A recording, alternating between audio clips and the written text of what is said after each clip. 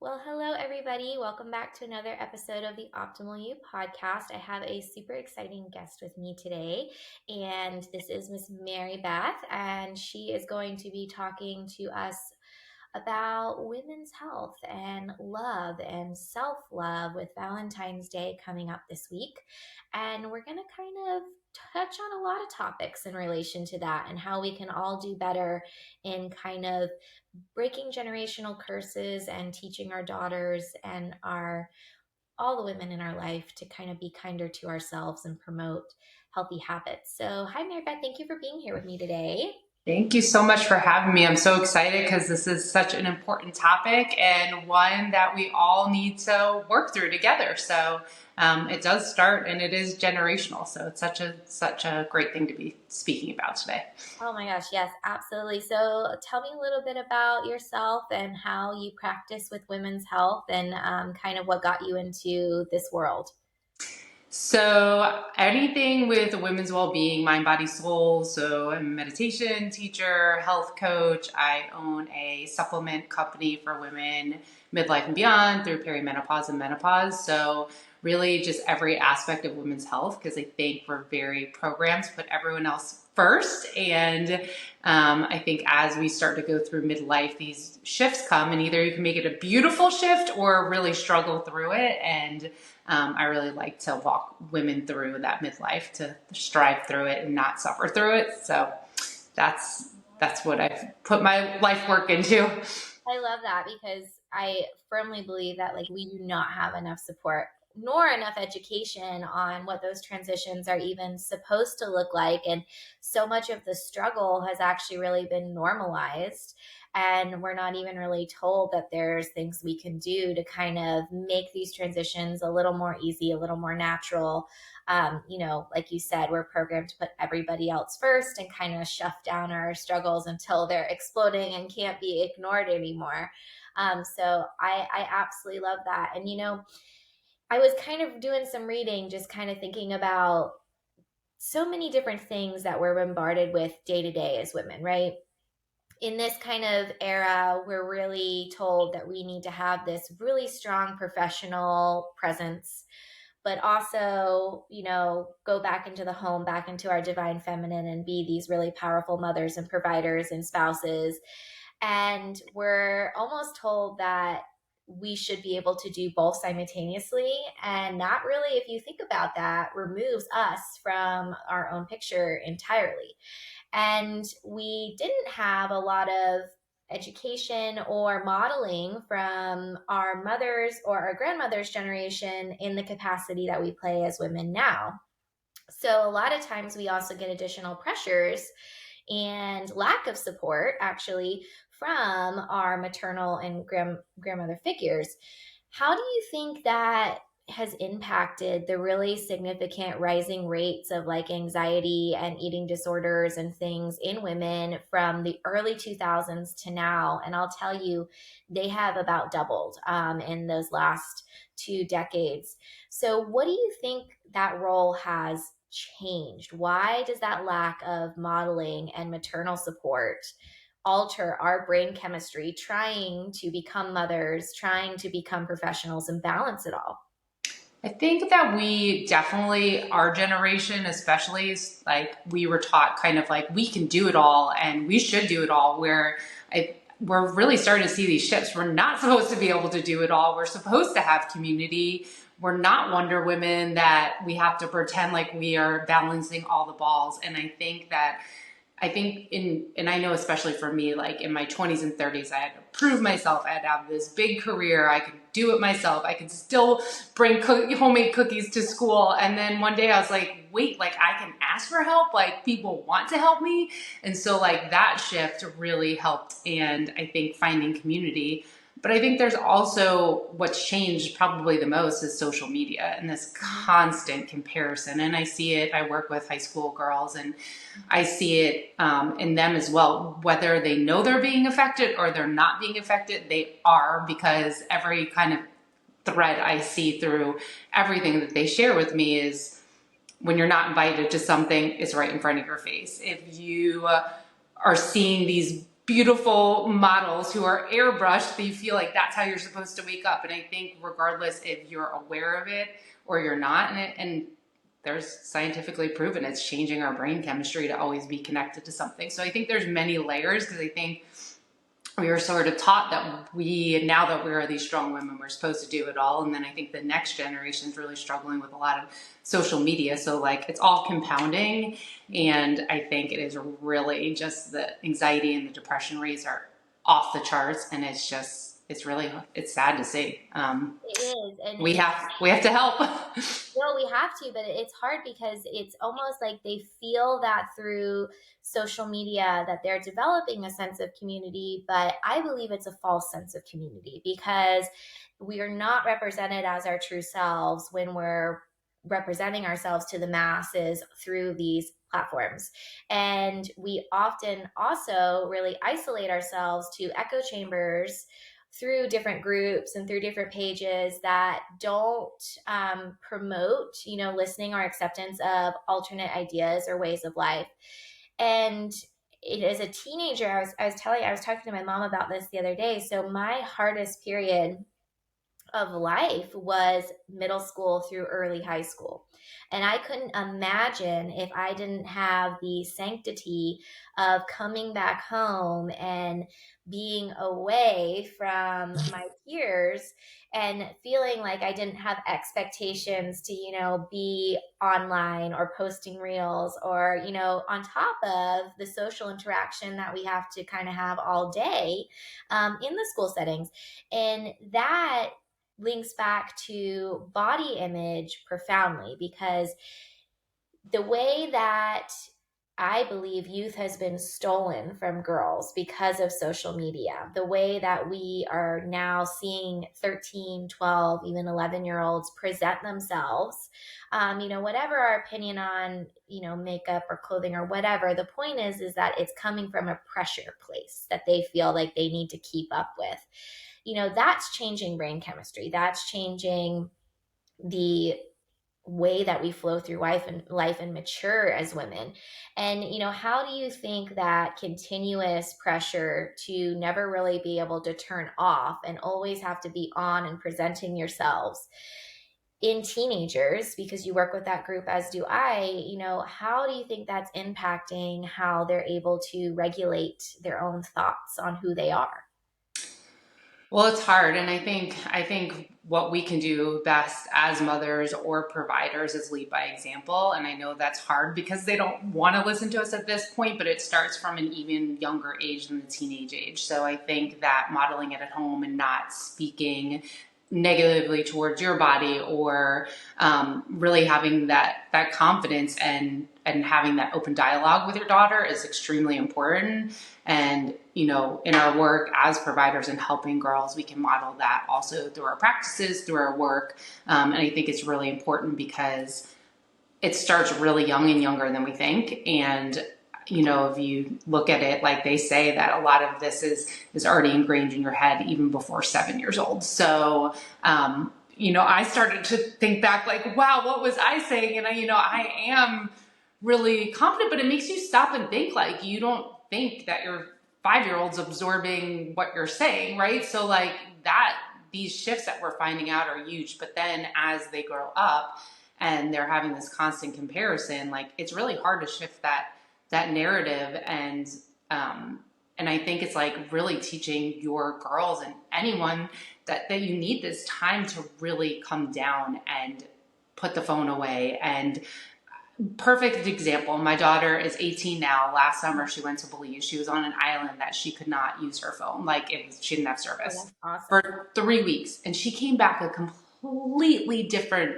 person. And I'm like, this is something that you experienced, how it made you feel. Like, why can't you give up the phone for a day on the weekends? But we're so connected to it, and just seeing in that short amount of time how she came back with different confidence, felt different. I mean, everything was different about her. So I know that we can't tell the teenagers, no, you can't have your phones, but we can model behavior and be present when we're with our girls, put our phone down and things like that. Because I have to say I'm guilty of it too. Like she'll walk in and I'll be on my phone doing work stuff and I'm not giving her my full attention. I think if we can model that any way we can, those little shifts are huge in the end.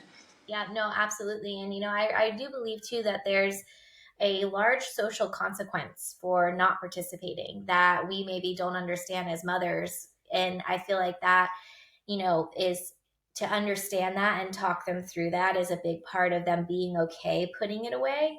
And sometimes being the bad guy, letting them blame us and just say, oh, sorry, like it's my parents. My mom always told me growing up, if you don't want to go somewhere, you don't want to do something, I will always be your scapegoat, blame me. And for some reason, that really allowed me to feel more confident in social settings, kind of saying, no, I'm not doing that. I can't. And I feel like that can be helpful. But yeah, so I'm in the early ages of that. I have an 18-month-old and a 4-year-old, and I think it was over 70% of their self-worth is formed between the ages of 1 and 3. And how absolutely terrifying is that when we're still figuring out how to even parent, to understand that the way that we speak to them, speak to each other, speak about ourselves is really laying the foundation of their self-worth and how they identify at such an early age. And another statistic that I found interesting was they don't have the full ability to reason until the age of 7. So saying something silly as, oh, that dress doesn't fit, that's a little too small, they really can't process that may be a very, mundane comment. And to them, they internalize it as something's wrong with me because they can't reason as to why a comment like that wouldn't be a depiction of who they are. So a funny example of that is my daughter loves this unicorn bathing suit that is for 6 month olds, and she's 4. And she wanted to put it on yesterday. And I kept saying, it's too small, Mia. It's too small. You can't wear that. So she was crying and I ended up putting it on. Well, next thing I know, she's sitting in the corner and she's trying to pull it over her little tummy and she's almost being self conscious. And I Mm. realized that through my very, not malicious, but just kind of frustration moment of that does not fit you, that is too small, that is for babies, she couldn't rationalize to separate that from a problem with her body and herself. And if the shirt didn't fit, it was a problem with me and not with the shirt. And Mm. I see a lot of moms come into my practice with young teenagers or, starting their cycle, maybe early preteens. And they're trying to come from a place of love and support, saying that, I'm concerned about their weight. I'm concerned about their period. I'm concerned about acne or, whatever it is, but some physical or health related problem, and they're saying it in front of their daughters. And I'm like, well, would you like them to step out to discuss this? Can I talk to them? No, no, no. I want, and I understand they want them to feel involved, but at that age it's very difficult to hear your mother say things that she wants to be solved with you, right? So I find as a provider, I really try to offer a separate space for mom to express her concerns to me as a doctor away from her child. And then, no matter what the age, give the child an opportunity to meet with me and reframe those thoughts. And the sad thing is, the majority of time that I do that, when I get the child, the daughter, by herself, she says, I know my mom wants this to be about my weight because she's really worried about my weight, but I actually really like how I feel and I just want my stomach aches to go away, or I just want my periods to be better. So I don't want this to be about weight loss with me. And if that's what it is, I don't want to do it. So it's almost like we force that on them, right? Like we force that, like, you need to lose weight, you need to be perfect, because it's not there from the beginning. And it really takes a lot of guidance because diet culture and body image started being marketing to us in the 1960s. So that's only like 2 generations back at this point, right? And that changed our entire brain body function. How do you think that we can disrupt that cycle in it being so strongly embedded in some of us when dealing with health related issues with our kids? I think again, a lot of it goes back to how we model and how we lead. And I think that like again, small things are huge ripples. And like a perfect example is like at the Women's Wellness Fest, people have this positive feeling and it radiates out, and then other people come, and it's the same exact thing with teenagers, the same exact formula. Like when you are talking about your body in a great way, and you're not ever like, and I'm very conscious, like exactly like you said, like my teenage daughter, she feels great about her body. Now, whatever I feel is not my place to feel. She feels wonderful about her body, and I support that. And I think we have to be very, very intentional of not putting our own thoughts on our daughters. And I see it over and over and over and over again with moms. Like moms are the most critical of their daughters. Moms are very, very, they don't even realize they're doing it. Like they want their daughters to be a certain way, and they think if it's coming out of a place of love. But I think that just taking that 1 second before you make any sort of comment, like, girls too, like they want, they're putting on clothes, and and it's the same thing if you walk out and you feel beautiful and your husband's like, oh, I don't like that outfit. Like think about how it makes you feel. And it's the same thing with your teenage daughter. I think there's a way of talking to them, and I think there's a way, and sometimes I find it's not even just us as parents, because then someone else makes a comment at school and they're holding that. And so I think it's really like this awareness and really choice words. And I will say the great thing I've seen about it is I feel like this generation though is more open to trying different things, where I think like it's interesting because like my like sisterhood circles or things like that, like I have lots of 20-year-olds coming, and that's so exciting to me because they're open to other things. But just all in all, I think it's modeling. I think we model examples, and I've seen small things just radiate out in a big way. Like I have.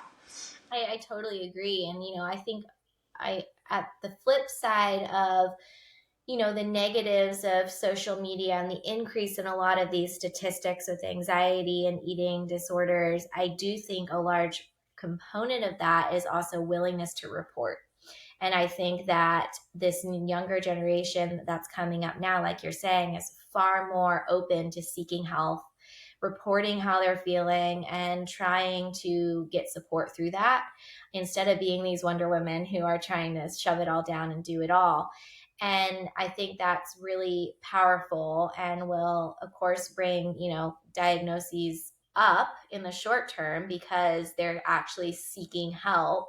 But in the long term, I do think that will change even how they parent their children, and they offer support. And that gentle parenting movement that is kind of coming out now really aligns with that, because it's about making space for their emotions, not expecting just conformity and compliance of children, kind of getting rid of that, they should be seen and not heard mentality, and the attachment style of really creating securely attached adults does start in youth.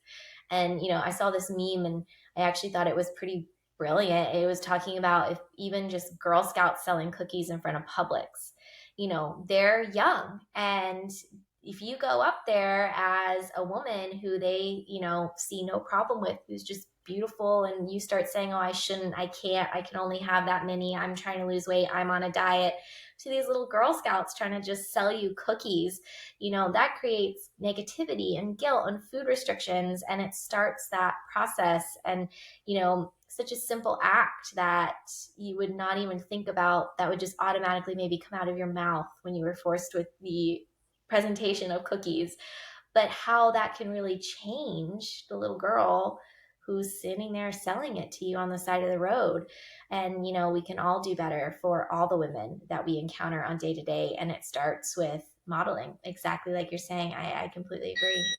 And I think also something with that too is shifting the narrative of like even working out. So like we're not working out to lose weight. We're working out because how it makes us feel emotionally better, how it makes us feel. And I think there's something to that, because I think even just shifting narratives, like I think for a while, it's like work out so you look good and lose weight. And it's like, no, work out because it's good for your mind. It's good for your body. It's good for you all around, for your mental stability. And I think even just start to shift when we're telling our girls why we work out. It's because it's good for you. Like it makes you all around better. It's nothing to do with the weight. And I say the same thing. It's like I work out because I need it for my mental health more than anything else. And I think shifting that narrative too is really important. I No, do. I completely agree. And I try to do the same thing when talking about food and diet. And I say we use food as medicine.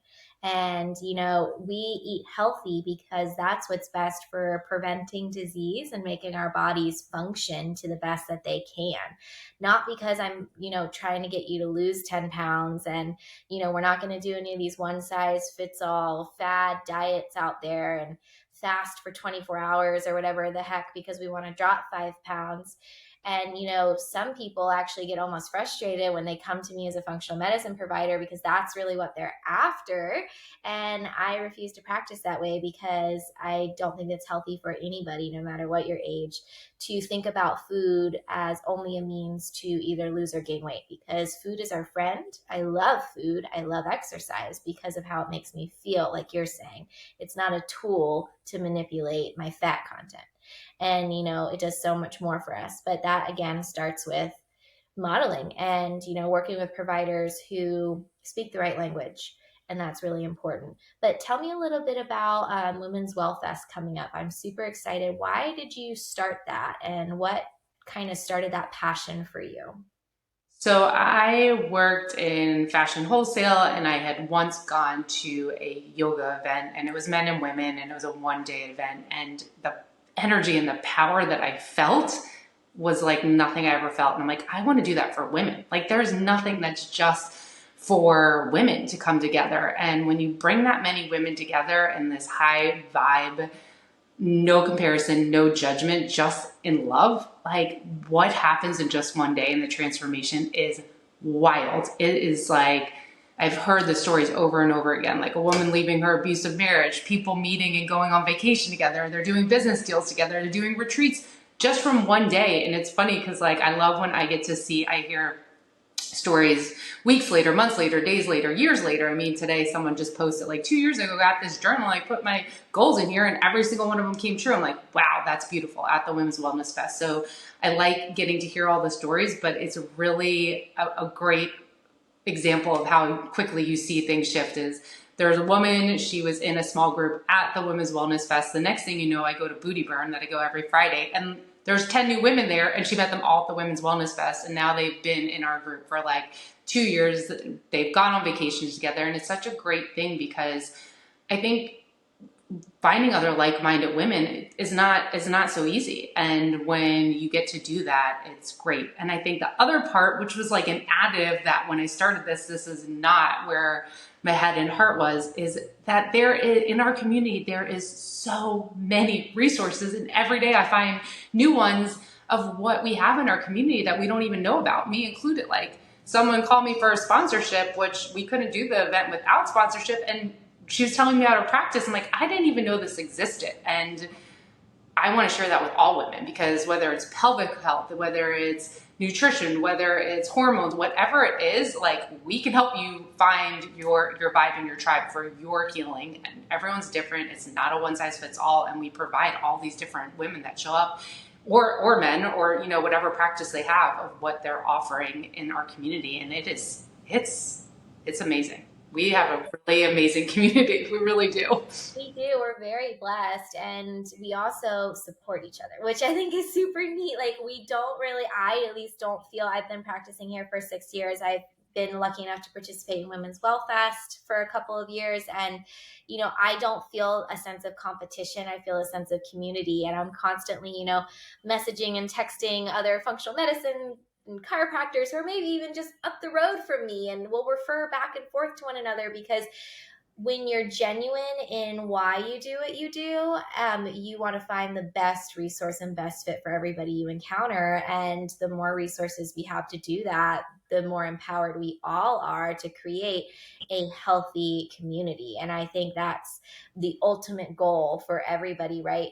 Is creating a really beautiful place to live in that supports, optimal lifestyle and good health. And, Women's Well Fest has been like such a blessing in connecting. I've made connections there just as a vendor, a couple years ago that I still maintain to this day.